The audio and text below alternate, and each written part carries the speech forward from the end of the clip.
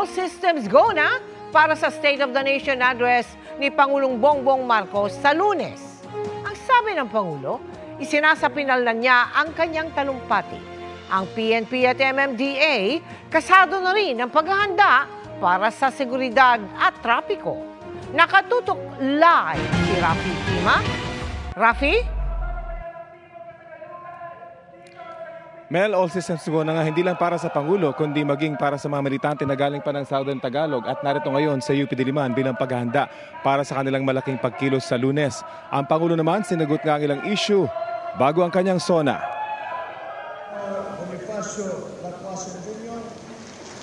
Buo na raw ang talumpati ni Pangulong Bongbong Marcos para sa Lunes. Ayusin na lang daw ito bukas at sa Linggo. Sinabi niya yan sa Luna Apayao kung saan namigay siya ng tulong sa mga mangingisda at magsasaka sa Cordillera Region. Fine-tuning na lang mga ginagawa namin. Ang problema, napakarami ang gusto kong pag-usapan. Baka humaba masyado, kaya hinahanapan namin na prioritize na lang lahat. Pero tapos na yan. Sinusubukan lang namin na tiyakin na maganda na yung lengguwahe, na maayos lahat ng nais namin pag-usapan ay nandoon. At meron tayong maipapakita sa taong bayan na may nagawa sa nakaraang isang taon.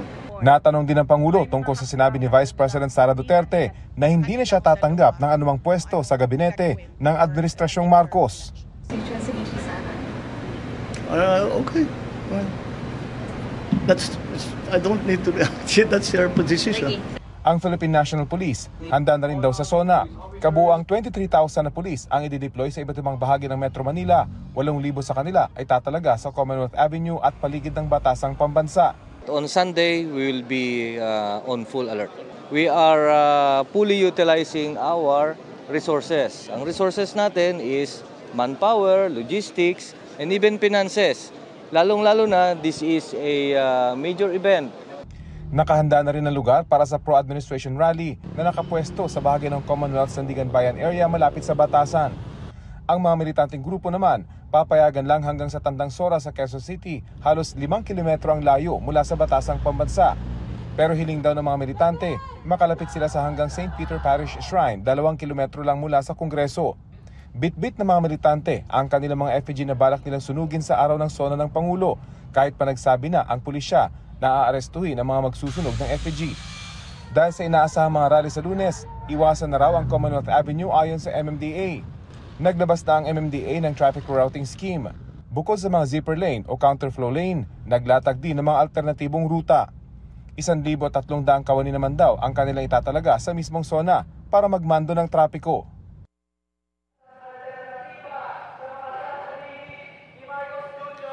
Bagamat sa Tandang Sora lamang papayagan ng mga magpoprotesta, umaasa ang mga ralista na pwede pa silang makalapit. Pero saan man daw nila gagawin ang kanilang pagkilos, sana raw ay mapakinggan ang kanilang mga hinaing at puna sa administrasyon.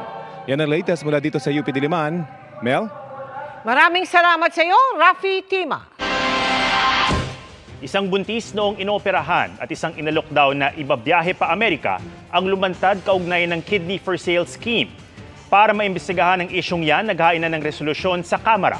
Nakatutok si John Consulta. 2 individual pa ang lumantad ngayon para maglahad sa mga otoridad ng kanilang karanasan sa iligal na bentahan ng kidney. Si alias Gio, inalok umuno ng 250,000 pesos para maging kidney donor nang tiyuhin na kumontak sa kanya sa isang Facebook page para sa ganitong mga transaksyon. Ibibiyahe daw siya sa Amerika para doon gawin ang kidney transplant. Sabi niya, willing ka ba kung sa abroad gagawin yon, yung pagpapa-opera, yung transplant ng kidney? Sagot daw nila lahat, visa, passport, tsaka lahat ng gagawin sa akin. Tinanong niya po ako ng blood type. Sabi niya, anong blood type mo? A+, sabi ko po. Tapos, ang sagot niya, sorry sir, hindi match ng tito ko yung blood type mo kasi ang hinahanap namin B+. Ang isang babae naman, inoperahan, 4 na buwan na ang nakakaraan. Pero ang hindi niya alam, buntis pala siya nang sumalang sa operasyon. Nagkwento siya kay Agri-Party Representative Wilbert Lee na hiningan nila ni alias Gio ng tulong. Hindi ho tumupad sa usapan. No? Imbis na bayaran ng buo, installment, pagkatapos hindi na mahanap. Yung usapan dapat ang tatanggalin ng doktor yung mahinang kidney, ang tinanggal yung malakas. Marami siyang gastusin ngayon sa pagpapagamot ngayon ng creatinine niya na sobrang taas. Ayon daw sa biktima, ang nangasiwa sa pagkuha ng kanyang bato, ang nurse ng National Kidney and Transplant Institute na tinukoy ng NBI, nakakutsaba umano ng mga naunang nahuling suspect sa bentahan ng kidney. Nakakatanggap na raw ang biktima ng mga pagbabanta. May mga death threats na kaagad. No, hindi ko nga alam paano nangyari. On the way here, yung isa nakatanggap ng, sa sasakyan ko nakatanggap ng text na nagbabanta, no, na death threats sa pamilya niya, no, pag tinuloy daw. Kinuhanan na ng NBI ng salaysay ang dalawang biktima para sa investigasyon. Nag-ain na ang mambabatas ng House Resolution para maimbestigahan ang organ trafficking at posibleng pagre-regulate ng gobyerno sa bentahan ng bato. Sa isang pahayag ng NKTI, inilista nila ang kanilang staff nurse sa kanyang assignment at inilipat sa ibang trabaho at mahigpit na minomonitor ng mga opisyal ng NKTI. Nakikipagtulungan din sila sa investigasyon ng NBI. Para sa GMA Integrated News, John Consulta, nakatutok 24 oras. Mabilis na chikahan tayo para updated sa showbiz happenings. Mahal ko ni Lord. Naging emosyonal ang episode kanina ng It's Showtime nang tanggalin ni ang unkabaggable star Vice Ganda ang kanyang wig on national TV. Alay ito ni Meme para sa search ng kanilang segment na Especially for You. Umaasa si Vice na na-inspire niya si April na may sakit na alopecia o hair loss at iba pang mga nakakaranas nito. Shinare din ni Vice na nagkaroon siya ng insecurities noon sa kanyang buhok at naging mahaba ang proseso bago niya ito tuluyang matanggal sa harap ng ibang tao. Paalala pa ni Meme, may wig man o wala, may nagmamahal sa'yo. Hindi ako aalis dito kahit magtawag pa siya ng isang katutak na konstabularyo! Yan ang patikim ni sa character ni Alden Richards bilang si Eduardo de la Cruz sa bagong teaser ng Pulang Araw. Abangan natin ang kanyang laban para sa kanyang kapatid, Pag-ibig at Bayan sa July 26 sa Netflix at July 29 dito sa GMA Network. Mga kapuso, meet your mga batang Riles cast na sina Miguel Tan Felix, Coco de Santos, Rahil Birria, Bruce Rowland at Antonio Vinzon. May pinaghalong action at drama raw ang bagong series ayon kay Miguel. Nagbabalik din si OG Sangre Diana Zubiri sa bansa para sa series.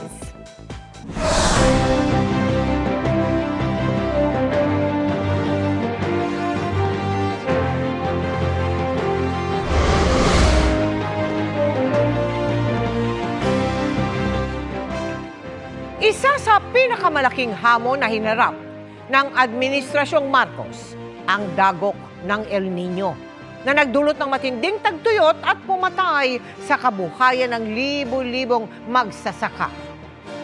Sa muling pagbangon ng bansa sa nagdaang kalbaryo, pinangangambahan naman ang matinding pag-ulan, bunsod na nakaambang banta ng La Niña. Ang pagtugon ng gobyerno sa mga hamon ng panahon. Sa SONA Special Report ni Jonathan Andal.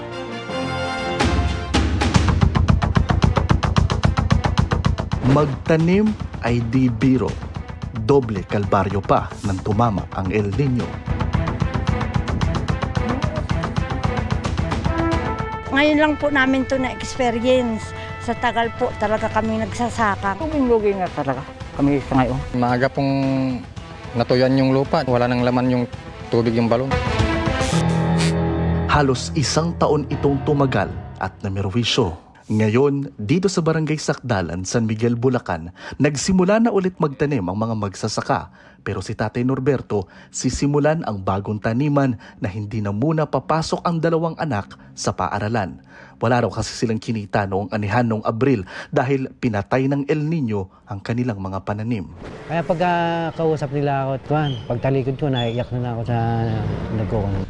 Grade 7 at grade 10 na sana sa pasukan ng dalawa niyang lalaking anak. Pero sa halip na mag-aral, ngayon tutulong na lang daw muna sa taniman para sa pagkain ng pamilya, sa maintenance na gamot ng kanilang ina na may diabetes at sakit sa puso, at para mapag-aral ang bunso nila na grade 2 na. May nabigay ba sa yung tulong ng gobyerno? Doon niya kay Gob sa 5,000. Tsaka yung bang kumisan, bibigay sila yung mga food pack.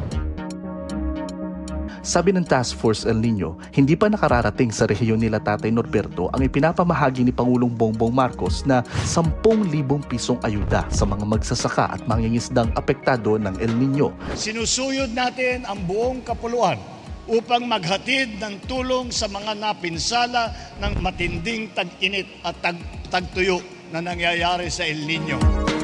1.6 billion pesos na raw ang napamahagi ng Pangulo sa 85% ng mga apektadong magsasaka at mangingisda. Alam niya, 10,000 pesos per beneficiary is small, maliit yun. Pero nakikita niya yung value nito para makapagsimulang muli yung magsasaka at mangingisda. Umaasar yan ang magsasakang si Edmund na may utang pa sa bangko na 72,000 pesos na kanyang ipinangtanim noong nakaraang taon. Mangungutang ulit kayo? Opo. Di baon na kayo sa utang? Tagang ganun po eh. Hindi rin po kayo makakahon kung hindi po kayo mangungutang. Sabi noon ng Pangulo, hindi siya magdedeklara ng nationwide state of calamity dahil sa El Nino. Tama lang daw, sabi ng Dean ng UP National College of Public Administration and Governance. Pero bukod sa state of calamity, sana raw magkaroon na ng batas na pwede na rin magdeklara ang mga LGU ng state of imminent calamity para bago pa tumama ang sakuna gaya ng El Nino, magagamit na ang calamity fund pantulong sa mga posibleng maapektuhan. Pag nag-declare ka na ng state of calamity, ibig sabihin, nandun na yung crisis eh. It might be too late na. Sa huling tala, ang mga nagdeklara ng state of calamity ay 435 na syudad at munisipyo, isang rehiyon at 12 probinsya. Halos 200,000 magsasaka at mangingisda ang apektado. 9.9 billion pesos ang halaga ng pinsala at nawalang kita sa agrikultura. Pinakatinamaan ang Isabela, Palawan, Iloilo, Occidental at Oriental Mindoro.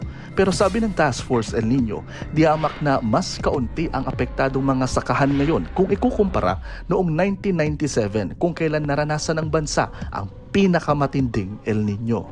Yung figure ngayon is 25% of the 1997 figure. Meron pang pwedeng magawa, but I would say na nagawa ng gobyerno ang makakaya nito para maibsan yung impact ng El Nino. Ilan sa ipinagmalaki ng administrasyon na kanilang nagawa sa El Nino ay ang pagtuturo sa mga magsasaka ng alternate wetting and farming strategy na kayang buhayin ang tanim ng hindi gagamitan ng maraming tubig, ang cloud seeding sa mga dam at ang hindi raw nagawa noon na pamamahagi ngayon ng mas maraming solar-powered irrigation system. Sa ngayon, piling lugar lang ang may ganyang teknolohiya.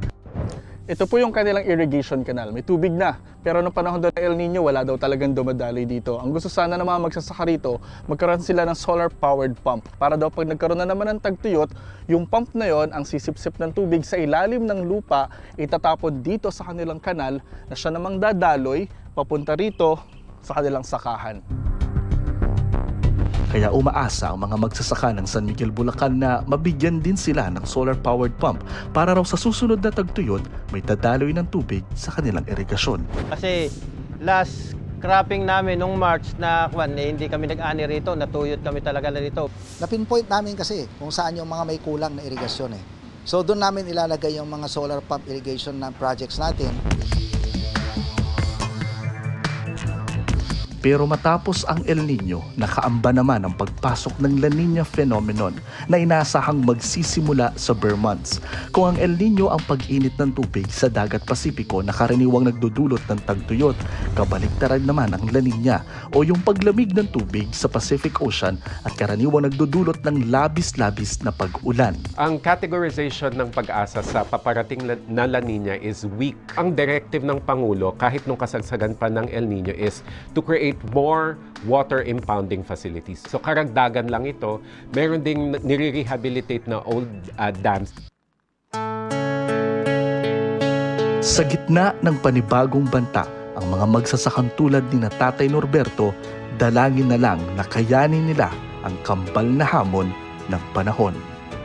Para sa GMA Integrated News, Jonathan Andal, nakatutok, 24 oras.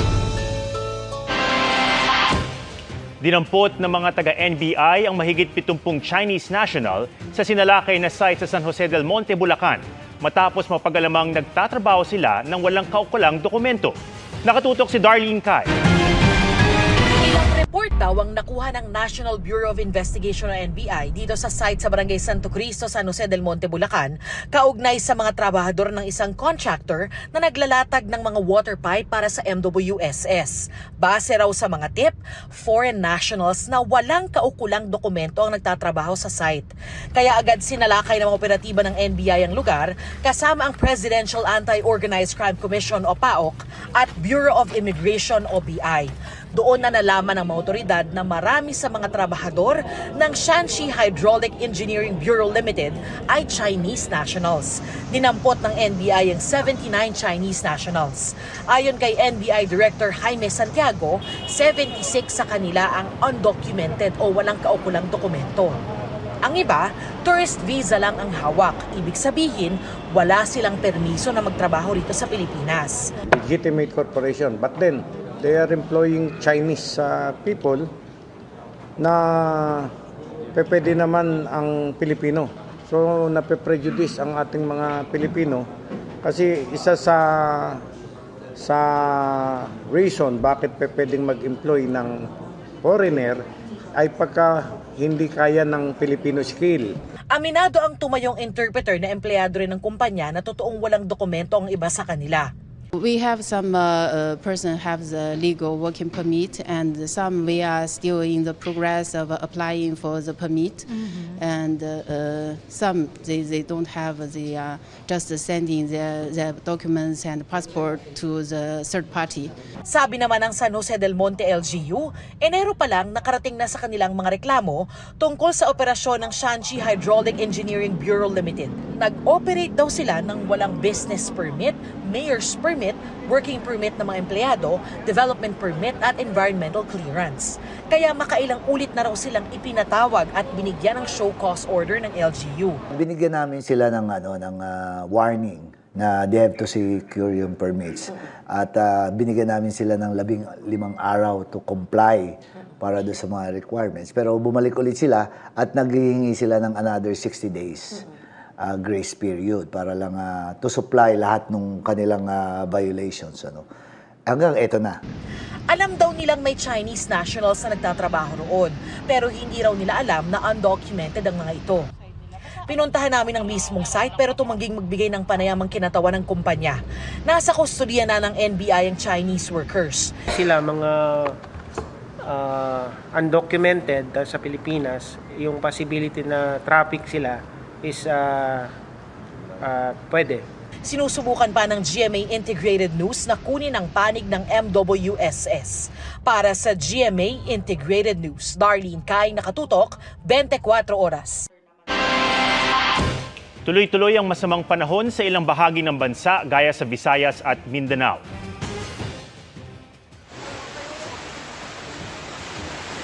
Naantala ang trabaho ng ilang construction workers sa Bansalan, Davao del Sur nang rumagasa ang baha sa loob ng kanilang bunkhouse. Umapaw kasi ang kalapit na irrigation dahil sa malakas na buhos ng ulan. Matinding baha rin ang naranasan sa UP, Maguindanao del Norte, kaya laking panghinayang ng mga magsasaka matapos malubog sa baha ang mga pananim na palay at mais.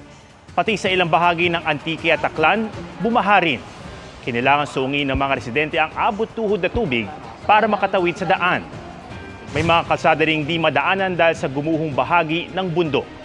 Gumuho naman ang ilang bahagi ng kalsada sa Kabangkalan City sa Negros Occidental, kasunod ng malakas na buhos ng ulan.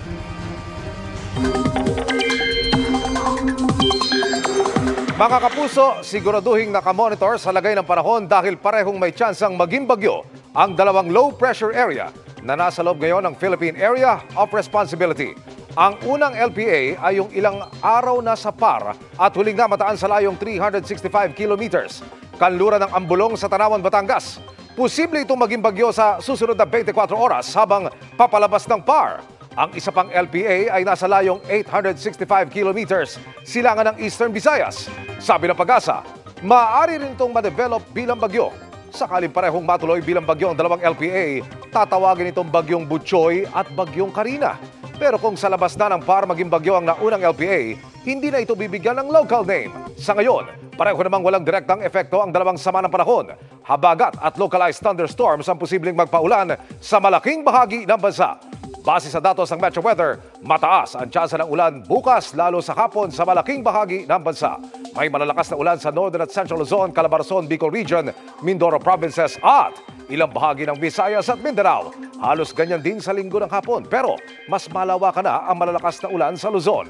Posible ring ulanin ang Metro Manila ngayong weekend, lalo bandang hapon at gabi.